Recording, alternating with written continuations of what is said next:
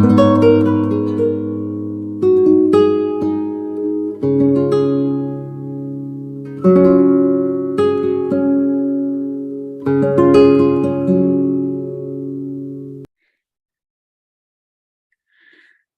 welcome everyone. This is Glenda Dawson of Glenda's Magical Creation, and I just wanted to let you know we bring this show to you on the Conscious Awakening Network.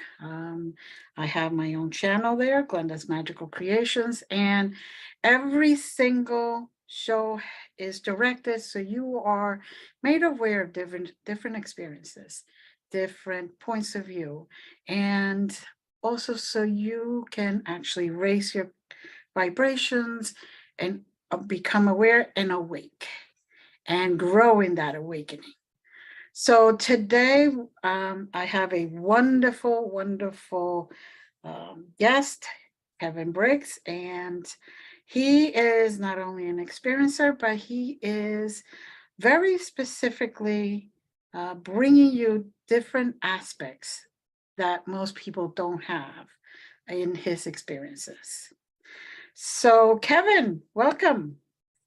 Hi, Glenda. It's nice to see you, and I would like to thank you for inviting me on your show. As I said before we started, without people like yourself, I can't get my message out. So I should be thanking you for inviting me on your show. Thank you.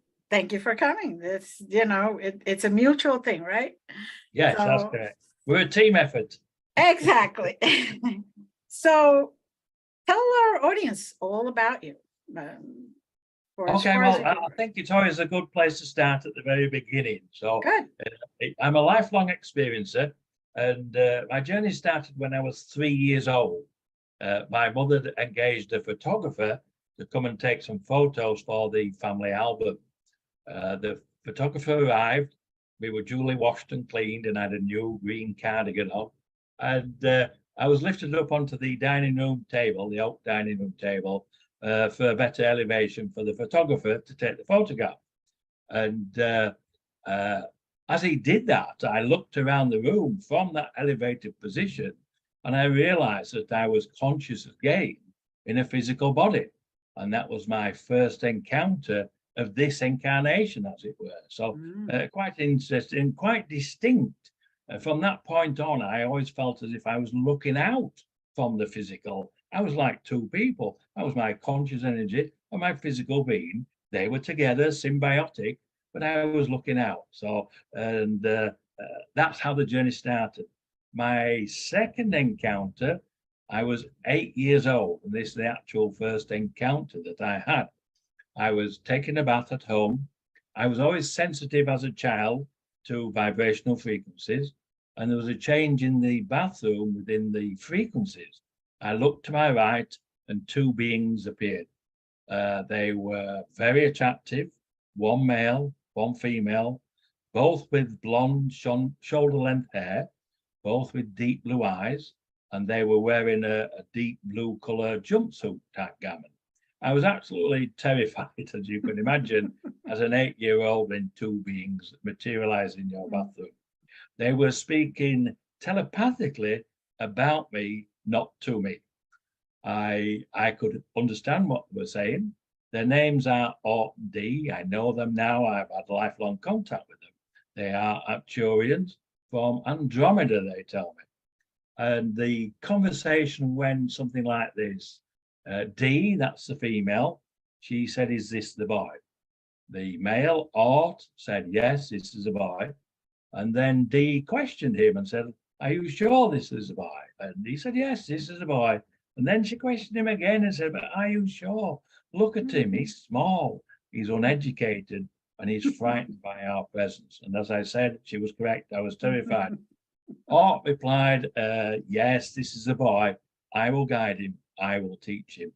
There was some other conversation, and then they left. And as I said, I was so frightened, I dare not get out of the bath. I stayed there. The water went cold. My mother came in to see why I was still in the bath, and the water was cold.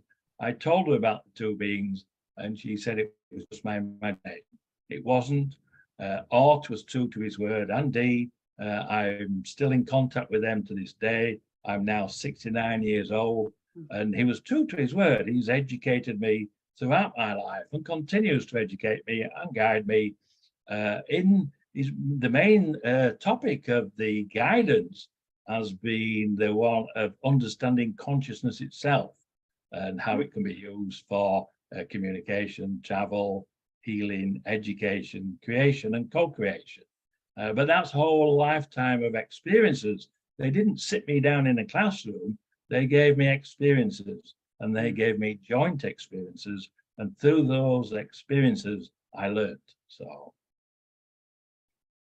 that would take me up to, let's see, 9 years now, a year later.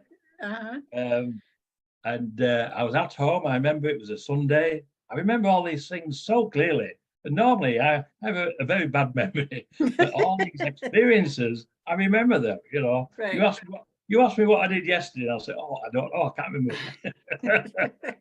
But I remember all these explicitly. It was a Sunday.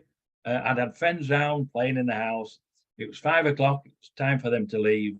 And I showed them out the back door. And as I turned around into their home, I could feel a change in the vibrational frequency within the home.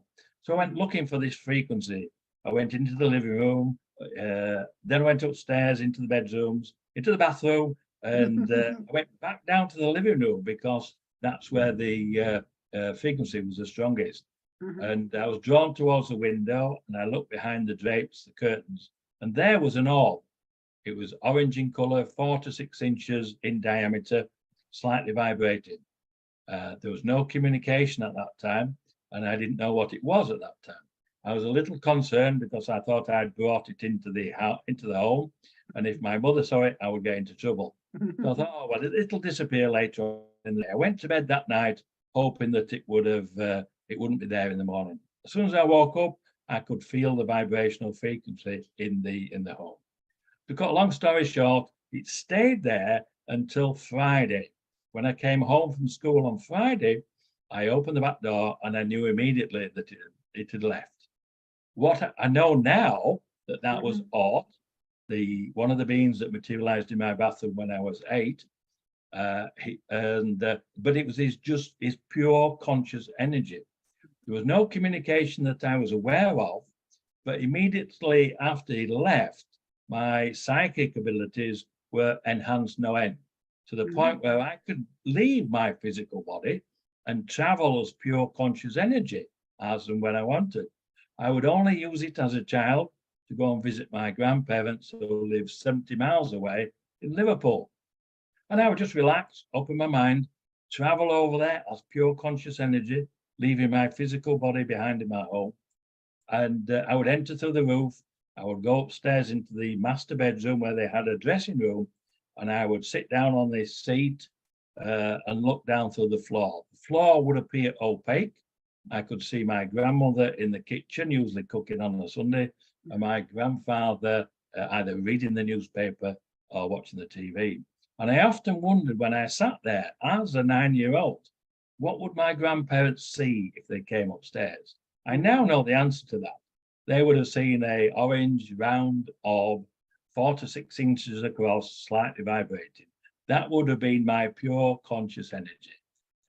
So that was the beginning of my psychic abilities in relation to Ort and Dee sharing this information with me. I suspect that they activated something within my DNA. Our DNAs are like frequencies, and I suspect that orb activated something within those frequencies that allowed me the access to the psychic abilities that we all have. We're just not aware of them. So that would take me up to 9 years old. And then what next? Oh, 14, yes. Let me see what happened when I was 14 now. Oh, yeah, I had a paper round when I was 14, like young kids do, for some cash, so I could buy things I wanted. And every time I left the home, a UFO would appear directly above the house. The second one would always appear and come from the opposite direction. They would follow me around the paper round, and when I'd finished, one would usually go back the way it came, and the second one would just go straight up into space. But when that happened, I was always aware of a change in frequency behind the hedge, behind the wall, as if someone was there with me. And on one occasion, I plucked up courage and I asked I know you're there. I said, come out and show yourself. Two small grey beings appeared. I wasn't frightened at the time. I asked them what they wanted, and they said there was a group of people that wished to meet with me. And I said, well, I've got my paper round to finish, and then I've got to go to school. And they said, well, you can finish your paper round, and then we'll have you back in time for school. So I agreed to go with them. So I left with them, and I was taken to a large, what I think was a mothership because of the size of the hangar. It was absolutely huge. And within that hangar were all these different shaped crafts, the ones that we see flying around planet Earth that people take photographs of that are always blurred. Well, they were all in there, in this huge hangar. And I was led down into a door, down through a corridor to an amphitheater. I went into the amphitheater, and in that amphitheater, it was full of different beings, all sat there. And at the front of the amphitheater, there was a table. And on that table were 8 beings. I was led down to the front, and I was introduced to all 8. The first 2 were Orton D, the 2 that materialized in my bathroom when I was 8. Then there was Anna. She was a blue bird type being, very empathic, with little dark blue feathers, very, very tight. And then there was Zark. He's a small grey, an engineer. He's a mathematician. I know a little bit about him. He has a sense of humor. He designs propulsion systems. He comes from the Pleiades system. He has a partner and 3 offsprings. He refers to them as offsprings and not children. And after that will be the leader of the group, Ra. He's very old, very ancient. His energy was tremendous, and he's Anunnaki, and he leads the group. And then after that was Tag. He's a tall grey, and he told me that he was responsible not only for the security of the Council of 8, but for the security of this quadrant of the galaxy. And I never thought about galaxies being separated into quadrants. That's what he told me. And then Chica, I was a little perturbed by Chica because he was over 6 foot tall, and he was like, he was a mantis being, or he is a mantis being. He looked like a big grasshopper, and I was a bit perturbed by that. And Anna, the blue bird type being, picked up on that, and she came over and supported me while I was introduced to Chica. And then finally it was Orla. She was a tall white. I think she told me she's an astrobiologist. She was quite interested in her features. She was very gaunt. She had big eyes, and her hair was translucent. So that was the initial 8 that I met. And I thought then I was there just as a human specimen child to be paraded in front of the group that was there. I know that's not the case now. That was a council, like we would have a parliament or a congress or a senate with the speakers sat at the front and all the delegates in the rest of the room, whether it be an amphitheater or just a large room. I realize that now. I didn't then at the time. Right. So after the introduction, I was taken back home. I got home about 25 minutes later than normal for my from my paper round. And then I had my breakfast and I got to school on time. So I was away for about 25 minutes, and they dropped me off by the gate. So that was convenient. That was nice. I didn't have far to walk. So so that takes us up to 14. And I still have contact with all 8 of these beings to this day. And they're part of my life, they're part of who I am. And that's why I'm able to speak about them confidently, and the fact that they've guided and educated me in many aspects.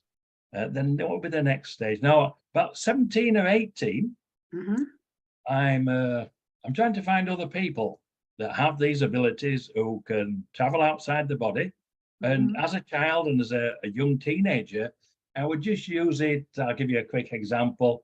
In those days, we didn't have cell phones. I didn't have a phone in my apartment. I had to walk down the street, a long street, to go and phone a friend or whatever.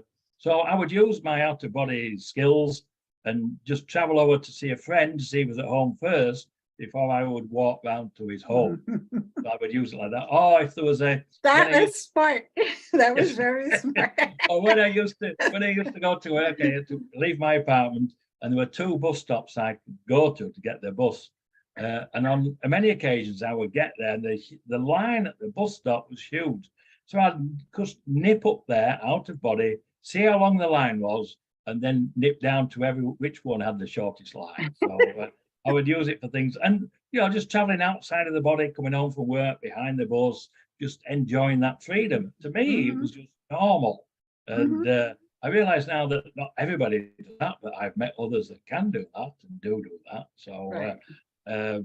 So at 17, 18, so I'm asking family and friends, and as I ask in a third party, I say, I have a friend of mine who travels outside of his body, and do you know anybody that can do that? No. He must be lying. He must be making it up. So I wasn't able to find anybody. Right. So I thought, well, I'll ask Art, because clearly there's a lot more to this, and nobody's talking about it. We didn't have the computers. We didn't have the internet. I don't know whether I could have gone to the library and looked it up. I don't know. But so one evening I went to bed, and I relaxed. I opened my mind. I held my hand out, and I said, Art, I know there's a lot more information out there. Can you come and show me some more information? So he came. He took hold of my hand. I left my body. I looked down. I could see it just fast asleep there. And we left through the roof. No, tell a lie. No, we didn't. We left through the window. It was later. We left through the window, and we just flew around the subdivision. We came back in the window, and then I could see my body asleep, and I went back into my body. So, and I woke up the following morning, and I thought, wow, that was cool. But I'm not certain whether I was dreaming or sleepwalking or what. So the following night, I decided to ask again. So I relaxed. I opened my mind. I asked Art to come and show me more. He came. He took hold of my hand. I left my body. I could see my body fast asleep. And we went out through the window. This time we went down into the Leeds city centre, where at that time I worked as a technician at the university. I recognized the university, the other buildings, the town hall, the hospital. And then we flew back into my window, and I'd see my body asleep, and I'd go back into my body. I woke up after the second traveling event, and I thought, wow, I'm still not certain whether I'm sleepwalking or dreaming or what is really going on. So I thought I'll try this for the third night. So again, same routine. I relax, open my mind, ask Art to come and show me some more. He comes, he takes hold of my hand. I leave my body. Again, I see it fast asleep. Only this time I say to him, Art, do you mind if we go out through the ceiling, through the roof? Right. Because, we are 3 stories up, and I'm not certain whether I'm sleepwalking. And as we are 3 stories up and it's concrete pavement below, I'm a bit concerned. So we went out through the roof, the ceiling, and every subsequent journey, we went out through the roof and ceiling.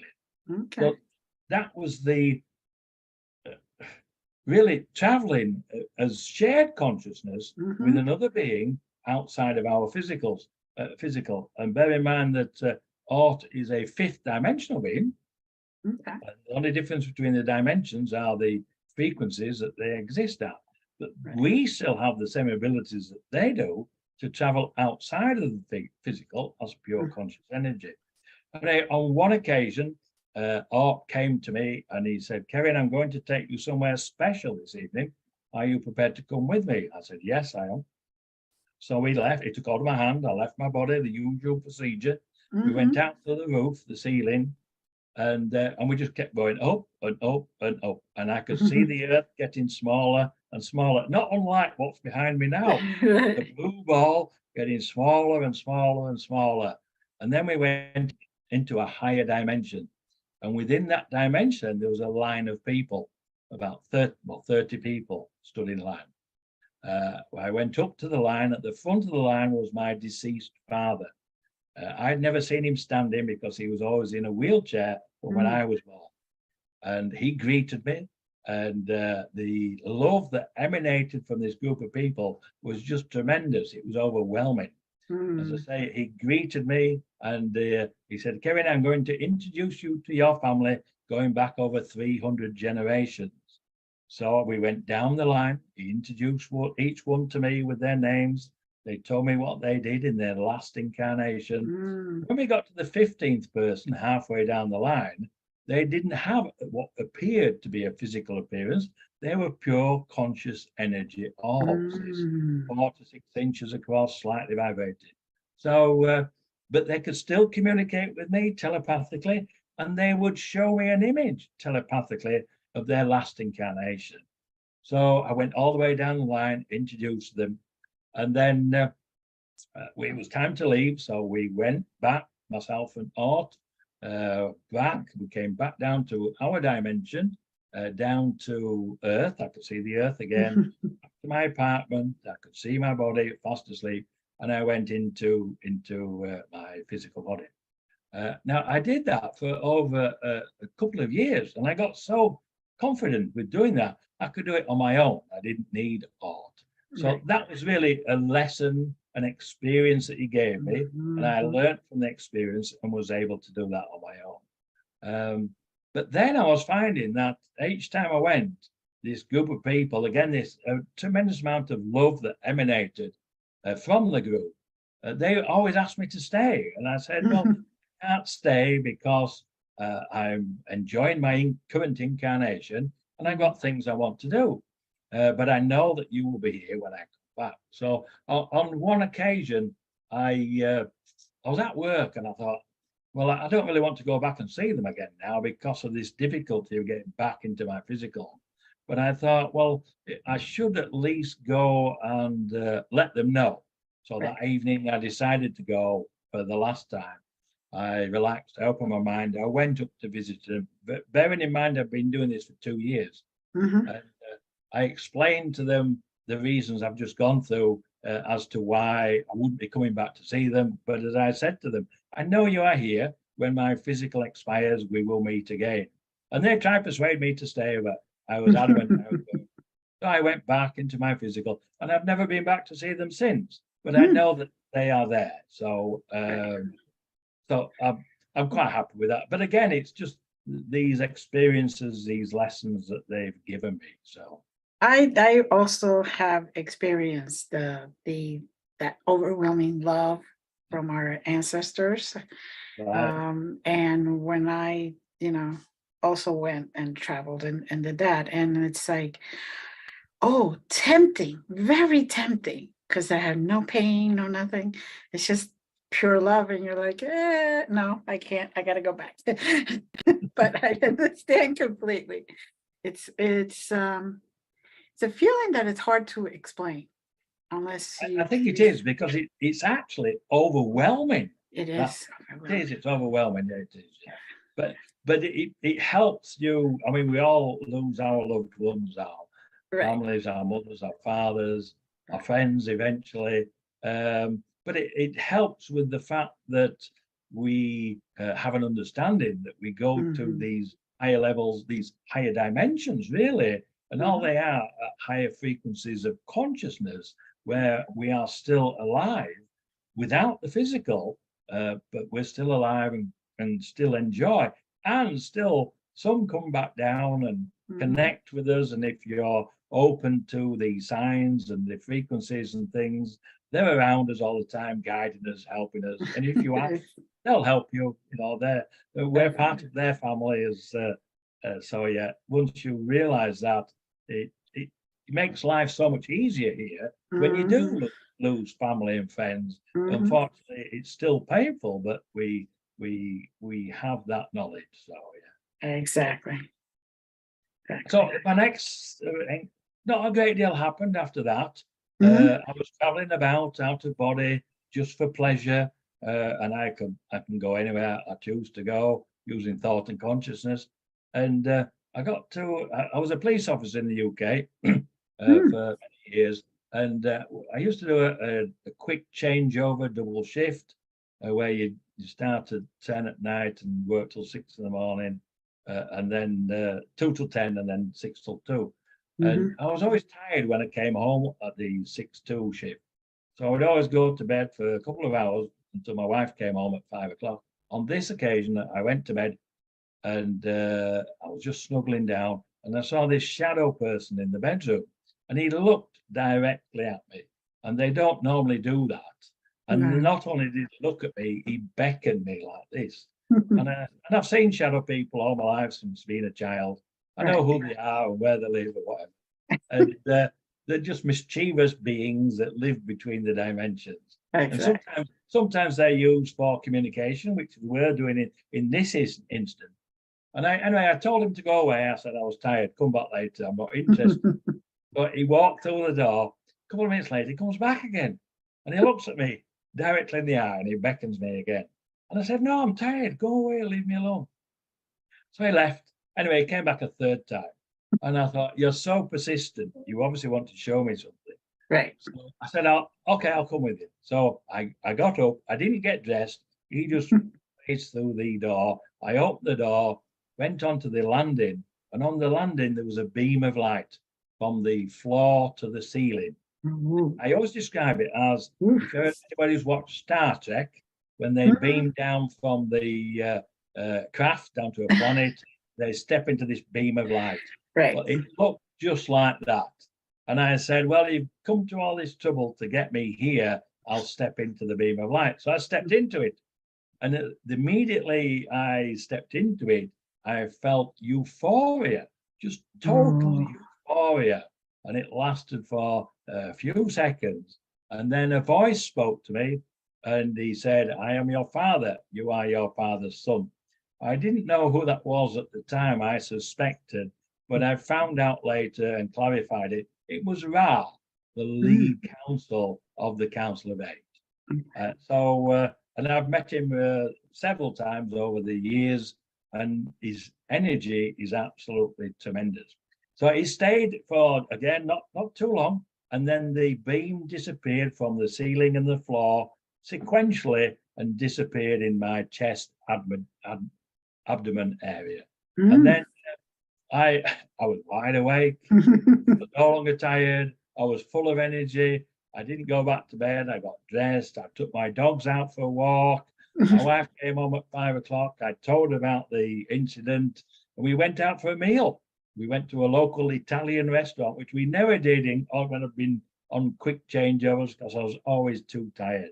Right. So that was another experience with Ra, the lead counsel of the Council of Eight. So that does that, to clarify, there would be then 9 beings. The Council of Eight consists of Or, Di, Ana, Za, Ra, Tag, Chika, and Ola, the ones I've mentioned. But there's a 9th being who is spiritual in nature, and her name is Shiva, and she spells it Sheeva. I asked her if she was Shiva, the Hindu god, and she says not. But she sits at the right-hand side of Ra and oversees the Council of Eight. I refer to them as the Council of Eight, but if you include Shiva, then that will be 9. And Shiva's a great healer. I have a friend of mine who I introduced to Shiva and the Council of Eight, and now she works with people with Shiva in the healing chambers to heal people. So just fascinating, really. We've got all these abilities, and they're being hidden from us. And like myself are speaking out about it, and we're moving forward. We're educating ourselves, which is what we need to do. And we need to learn about our spiritual side and the physical side, and really the changing the whole reality of our reality that we create through thought and consciousness. So that would take me up to probably, I was then probably getting on with my life, the usual things, my job, my career. I met my wife, Sandy, and I thought I'd better tell Sandy about these extra abilities that I have, and I'm going to ask her to marry me. So I mentioned it that I can see deceased people, I can travel out of body, and I've got other contacts. And she just accepted it, and she said, "Well, if you're seeing dead people, I want to see them too." So good. And we're still together now. And now the Council of Eight, they show themselves to Sandy. Sark, he moves her personal items around the home. She'll put something down on the countertop. She'll turn around and go back to pick it up, and he's moved it. She'll open the blinds. She'll turn around, and he closes them again.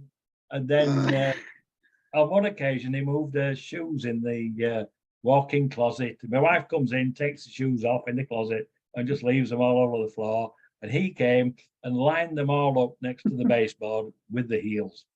And I asked him why he did that. And he said that he thought it was funny. We don't think our ET star families have a sense of humor, but he does, clearly. Right. Thought it was funny. He liked teasing her. But there was a serious side to it. And the serious side was to let her know that we are here, we are amongst you.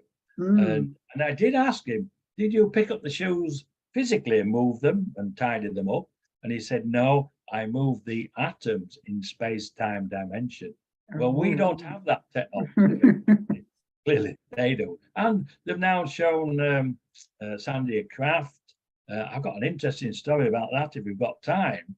It's not with the Council of Eight, but I was one morning, I was trying to communicate with the Council of Eight. I'd woke up, I thought, I'll just see if I can connect with them, see what's going on.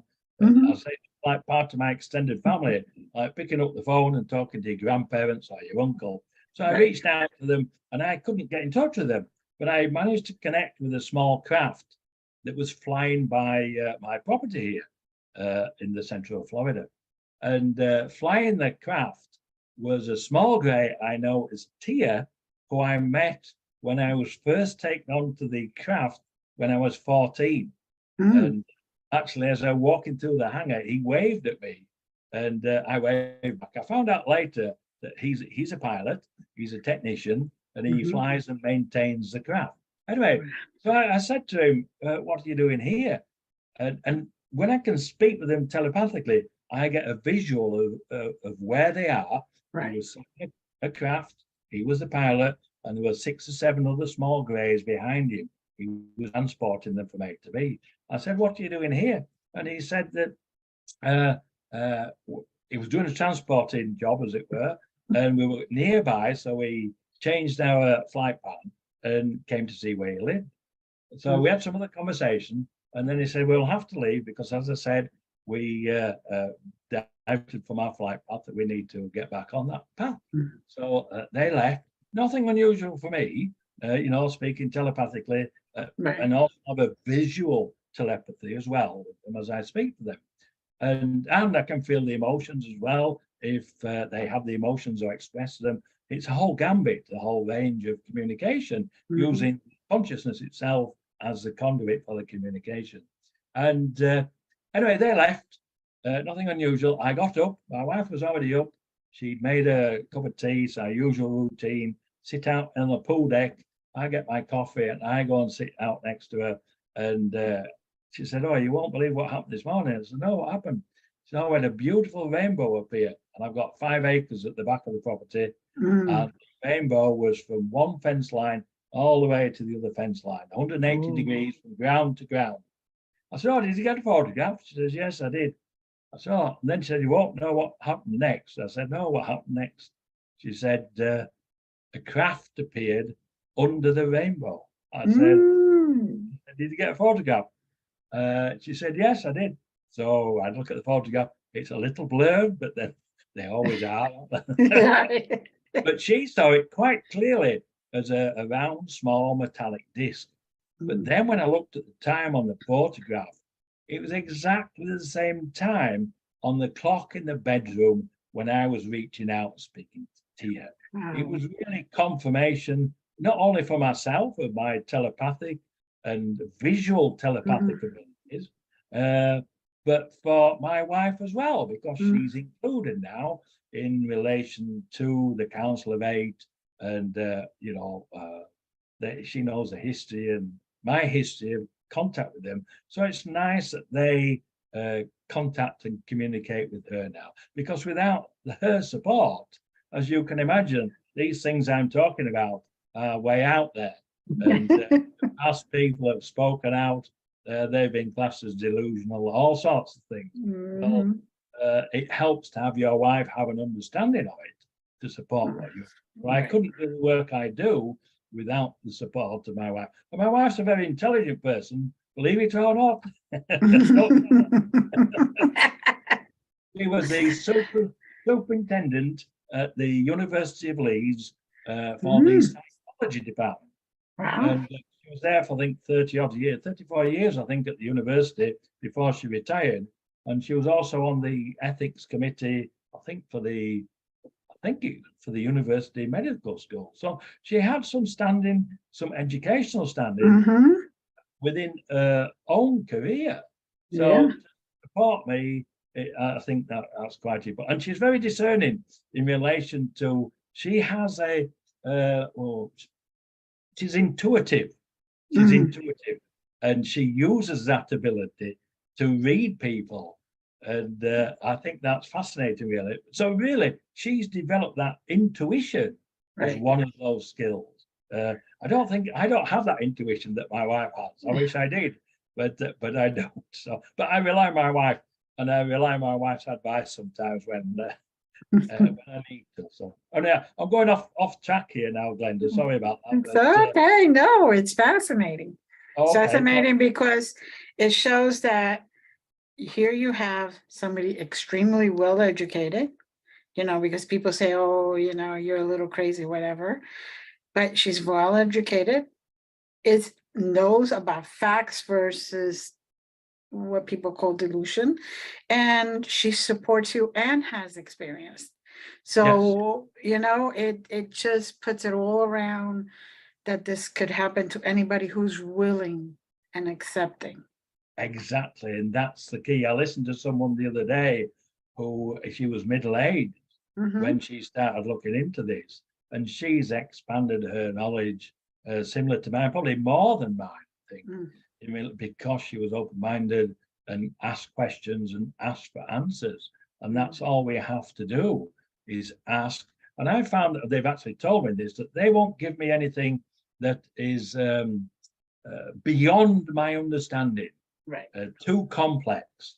It's within the bounds of my physical realm and the bounds of my understanding.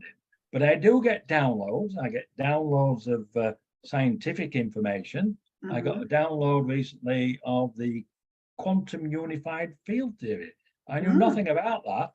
And I'm sat by my pool, and all this information, if you readers or watchers don't know, a download is a vast amount of information in an instant that comes into your mind, into your brain. And this was about, and it explained the quantum unified field theory. So I can talk about it if I need to, and I have done with scientists. And it's interesting that I have a conversation with a scientist about the quantum unified field theory. They talk about the theory side, and I could talk about the practical side, but it gels together as a dovetail. Anyway, on this occasion, I said, look, you've just given me all this information in a download in an instant about the quantum unified field theory. Can you show me a craft to show that the information has come from you and it's not just my imagination? So a craft appeared immediately, and I went inside to get my wife. I said, Sandy, come out quick, there's a craft, come and have a look. So I'm hoping it's still there when we go outside. We both go outside. We do have a pool here in Florida, we're fortunate. We went outside the pool canopy, and a second craft appeared, 3, 4, 5, 6, 7 in total. They flew silently over our heads, changed direction by about 80 degrees, and continued to fly off, and disappeared sequentially as they had arrived. So that was good enough for me. And I've got a witness in my wife that the information had come from the Council of Eight. Right. So on another occasion, I had another download about the theory of everything. And again, I can explain it. I can speak to scientists about it, and I'm not a scientist. And on this occasion, I was sat again by my pool, just relaxing. I think I was having a coffee. And I was given this download of information about the theory of everything and explaining it. I won't do it now, we don't have time. But on that occasion, I said, well, you've just given me all this information. Can you show me a craft to confirm it's come from you? Craft appeared immediately outside, directly outside the pool canopy, and it flashed 1, 2, 3 times. So that was sufficient communication. You can't get any better than that. So quite extensive. There's far more I can talk about in relation to the experiences, but I know we are restricted to an hour, so I'm trying to get through them fairly quickly. There's let me explain why I'm speaking out. I've been speaking out now for 5 years. Right. And before that, there was only my wife that knew about all my experiences and my brother. They're the only two that knew, because, as I'm sure you're aware, our culture doesn't allow us to speak out about these things. They're taboo. And if you do speak out about it, as I said earlier, you're either delusional or you have mental health problems. Well, I can confirm that I have neither. So my wife might say I'm a bit delusional. But she's allowed to say that, yeah. Anyway, I lost my train of thought again now. Where was? Oh, yeah, 5 years ago, I got up in the middle of the night to go to the bathroom. I got back into bed, and before I snuggled down, a bright light appeared outside the bedroom window. The light came into the bedroom, and the bedroom lit up like a myriad of butterflies, but it was just pure white light. And then Orton D, the first two that I've had contact with from 8, all my life as well, they materialized at the bottom of the bed. Bearing in mind, I'm used to meeting with them, all different modalities of contact that they use. And after pleasantries, I asked them what was the reason for their visit. And they said, Kevin, we want you to talk about your lifelong contact with us. We want you to write about your lifelong contact with us. And I remember saying, I don't mind speaking about my contact, but I'm not a writer. And they said, well, we will continue to guide you. We will continue to teach you, and we'll give you information to include in the book. In fact, Kevin, you will write 2 books. And so the following morning, I told my wife about the visit, and I started writing. And I wrote my first book, which is Spiritual Consciousness, the personal. That's me at the bottom now. Perfect. And I started writing that, and I had it published. And some of what I've spoken about today is in that book. I've written another book, but I haven't had it published yet. And so I will have fulfilled what they asked me to do when I get the second book published. I do speak out. I speak to a lot of different groups, as many as I can, because I think I'm very fortunate in the fact that I've been educated about who we are, about the life that exists within the universe, about the physical realms and how we create them. We can co-create them with our ET star partners as well. So I feel very privileged and grateful for the information that I've been given, and I'm happy to share it. And what I'm finding now, I'm meeting many people with similar experiences, many people who are just beginning the journey.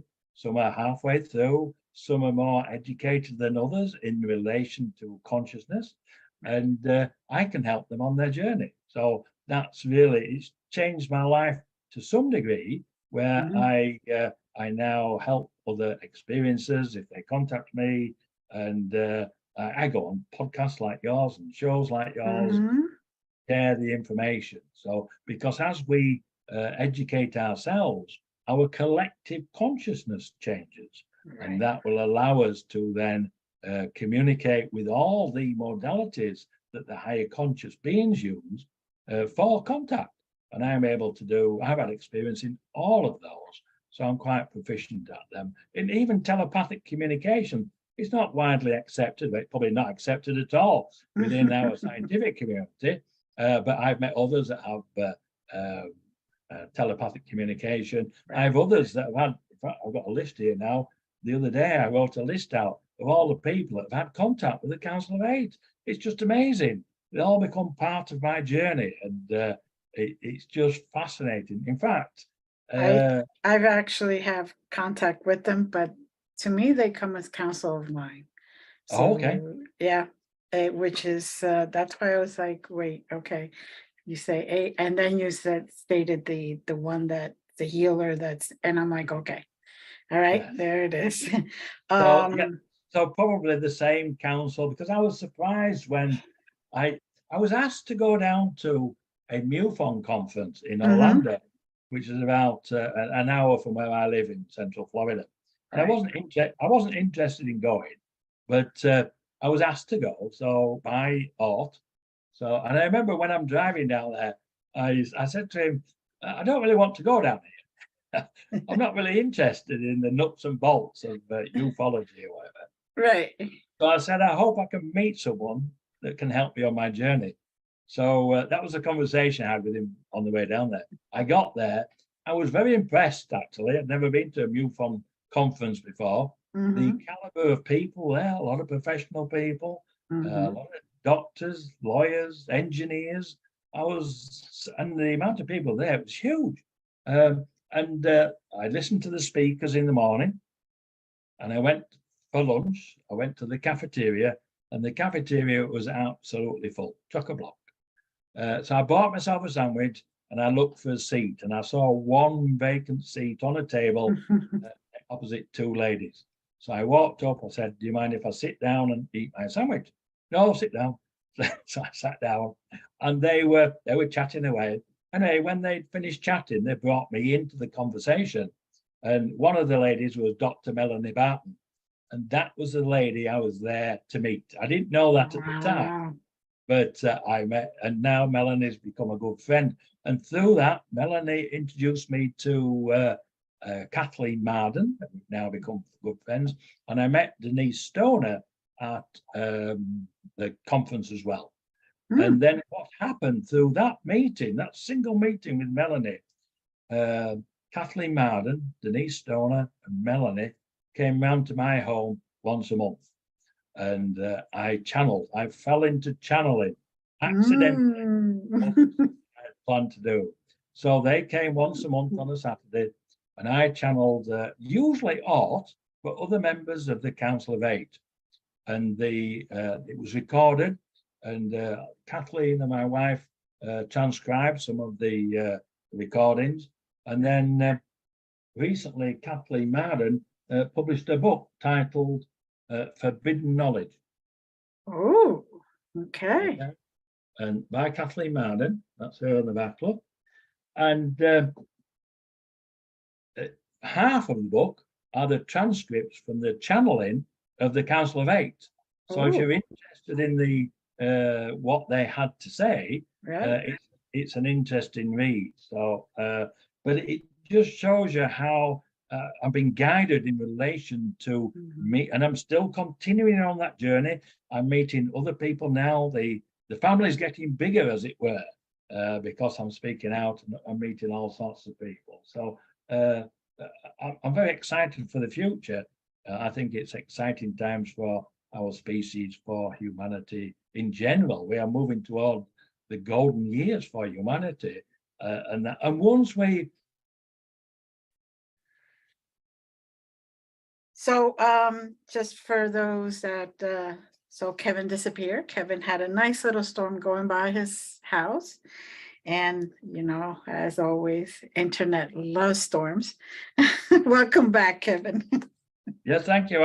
It just got dark all of a sudden, and the heavens opened up, and there was thunderstorm, and I just disappeared into oblivion. But I'm back. I'm back.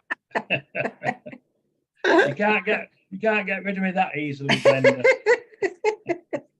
I don't think we want to. At least I know I don't. I think I've always found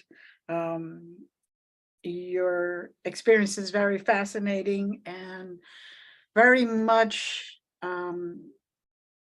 almost like the same as mine, but different, of course.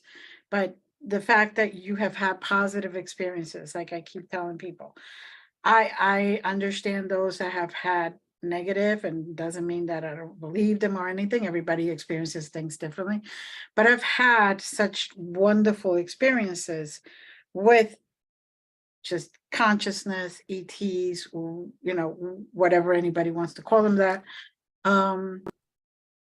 even galactic families. I'm very much more positive and bring that into it. I've been very blessed, just like you have been, which is yes. I think we are very fortunate. Yes, to be given this information because it changed the whole perspective on the reality of who we are as a species, who we are as humans, yes, and as part of the galactic species.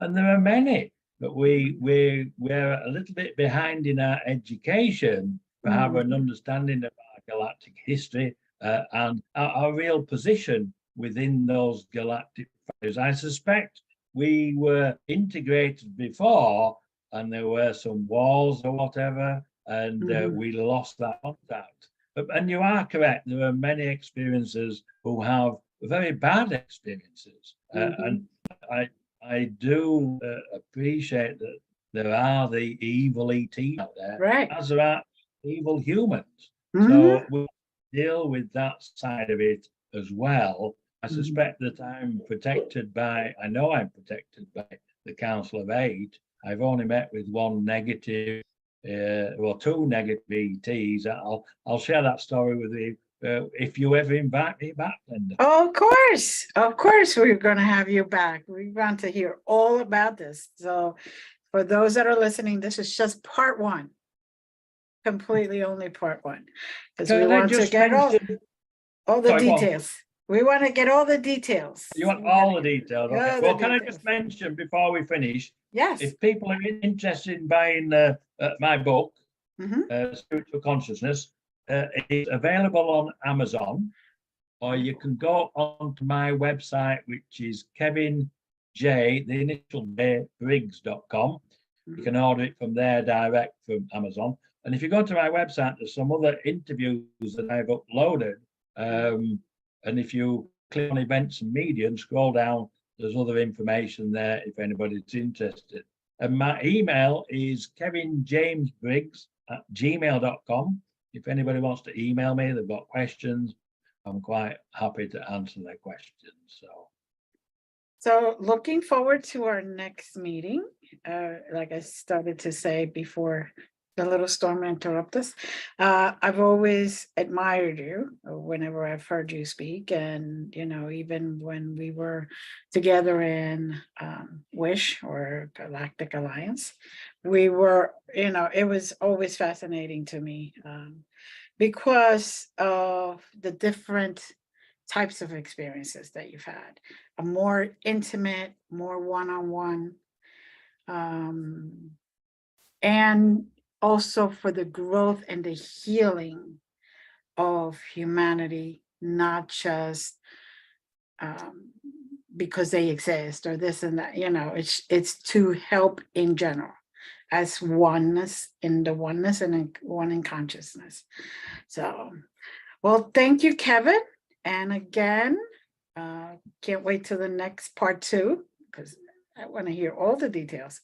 I'm that Gemini. I'm that Gemini that's very curious about everything. So. Well, thank you, Glenda. I have to thank you again for inviting me on the show. I've enjoyed chatting, and it's nice to meet with other experiences who understand, what is happening really and who we really are. Again, I must express I'm very fortunate.